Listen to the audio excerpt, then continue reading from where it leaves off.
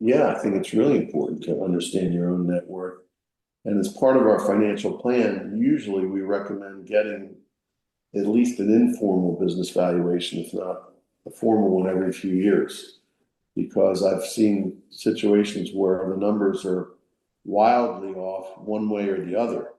Some people had businesses. There's one we had a construction company that we dealt with, I don't know, the last 15 or 20 years that he thought it was worth way less than it was. And we had him do in pretty accurate but informal business valuation.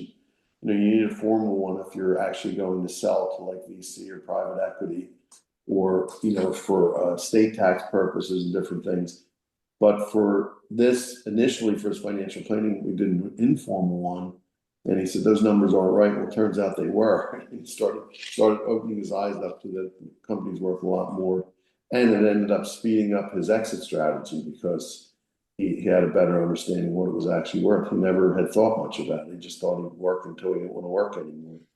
And he's living a very good life right now and happy that it's not working. So there are lots of ways to, but I, but lots of ways to get valuations, but there to have a valuation and to also look at all your net worth. And oftentimes, business owners often want real estate attached to the business or not attached to the business. They may be invested in other companies, and gathering all that and putting that together under one statement is where we start with a financial plan. So I think it's extremely important to know that, and it really helps to crystallize your thinking about where you're going from there. That question.